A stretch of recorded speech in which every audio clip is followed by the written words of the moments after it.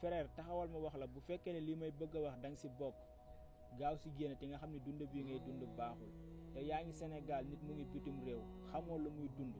xamoo moom ban gàllankoor la nekk di dund si biir Europe bi après nga osé toog si garam place yi te fa yàq deram boo xëyee yaa ngi si deram bu ngoonee nga gontaat si deram te yow leer na la ki ngay yàq deram Europe bi fii nii mooy fayal boppam location mooy fayal boppam connexion mooy dundal boppam dund gi muy dund